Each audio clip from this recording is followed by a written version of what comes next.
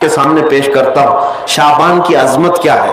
سنیے، اس میں جو روایت ہے تفسیر ساوی میں فرماتے ہیں کہ رسول کریم صلی اللہ علیہ وسلم 13 شعبان کی رات کو کھڑے ہوئے، اور یہ مہینہ اسی لیے زیادہ افضل بھی ہے کہ یہ مہینہ میرے مصطفیٰ کا مہینہ ہے، اور یہ سرکار غوث پاک رضی اللہ تعالیٰ عنہ کا فرمان غنیت الطالبین میں ہے کہ شعبان کا مہینہ رسول اللہ کا مہینہ ہے، کثرت سے اس میں اپنے رسول کو یاد کرو.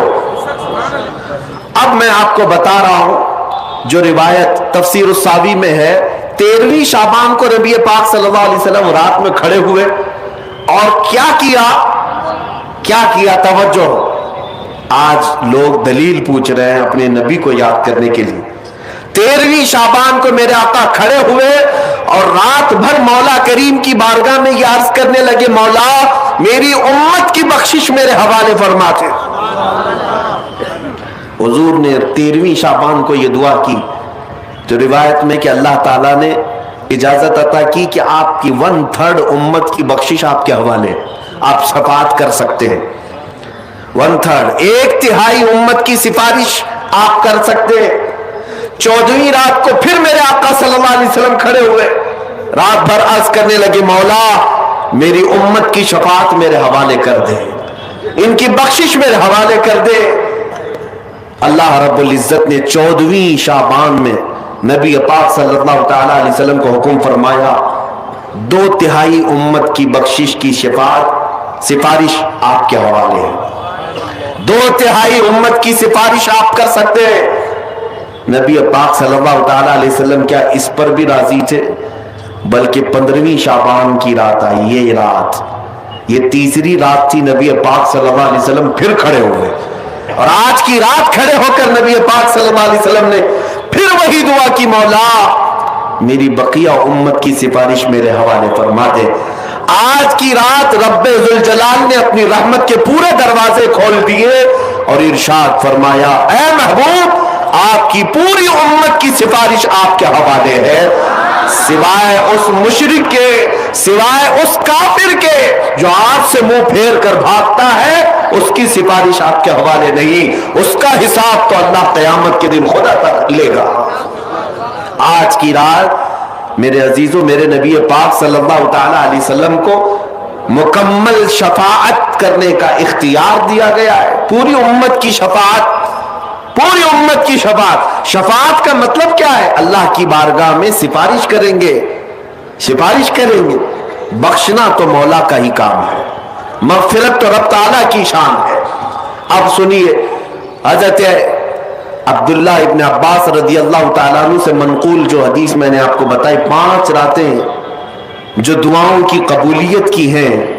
اسی طرح آپ سے ایک اور روایت ہے، آپ نے فرمایا کہ آج کی رات اللہ تبارک و تعالی اتنے لوگوں کو معاف فرماتا ہے، یہ ترمذی کی حدیث ہے، اتنے لوگوں کو معاف فرماتا ہے کہ بنو کلب ایک قبیلہ تھا جس کی بکریوں کے بال ہیں، اتنے لوگوں کو اللہ جہنم سے آزاد فرماتا ہے.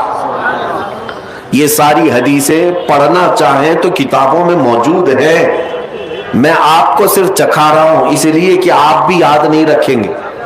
الحمدللہ یہاں پر سنیوں کا مجمع ہے اور اکثر ہمارا معمول یہی ہے، ہمارا تو معمول یہی ہے. بہت سارے لوگ، ہم اپنوں میں یہ نہیں کہتے کہ جو لوگ یہ کہتے ہیں میلاد کہاں سے ثابت ہے، شب برات کہاں سے ثابت ہے، شب قدر کہاں سے ثابت ہے، تو ہم تو صرف پہلے لفظوں میں صرف اتنا ہی کہتے ہیں یہ تو صرف سنیوں کی قسمت سے ثابت ہے، یہ ہماری قسمت میں لکھا ہوا ہے، یہ ہماری قسمت میں لکھا ہوا ہے کہ اللہ تبارک و تعالیٰ یہ موقع عطا فرماتا ہے گاہے بگاہے اور بندے اس کو یاد کر لیتے ہیں. عزیزان گرامی اوقات، اور ایک حدیث، کیا قبرستان جانا چاہیے نہیں جانا چاہیے، اس پر بھی بڑے اعتراضات ہیں. خزانۃ الروایات بحوالہ فتاوی رضویہ شریف اعلیٰ حضرت نے بھی نقل فرمایا کہ آج کی رات روحیں تمہارے گھروں میں آتی ہیں.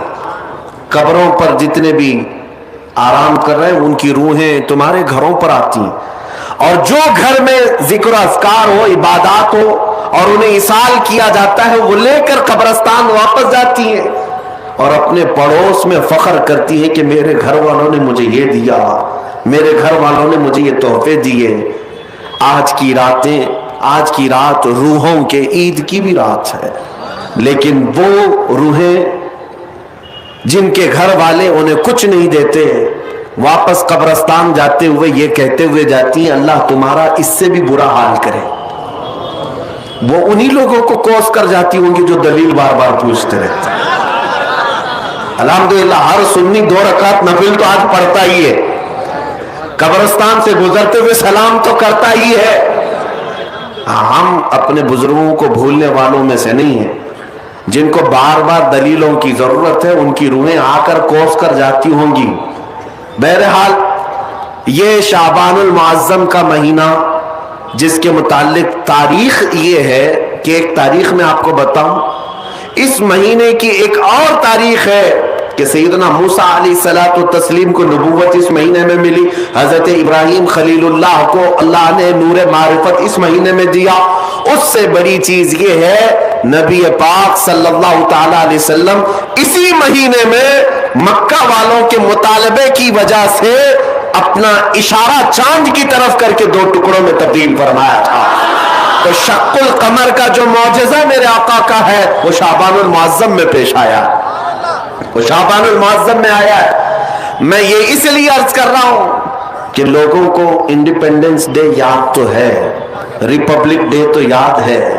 आज पूछता हूं मैं कि 15 अगस्त हमारी आजादी का दिन है, हर साल मनाते हैं। अरे मियाँ 1947 में आजाद हुआ था ना, तो अभी तक क्या है? या हर साल आजाद हो रहा है? हर साल आजाद हो रहा है? नहीं, एक बार हुआ था, लेकिन उसकी खुशी अब तक मनाई जा रही है। इस पर किसी को एतराज नहीं, मियाँ हम भी मनाते हैं, हमें भी खुशी, हम इसी मुल्क में रहते हैं।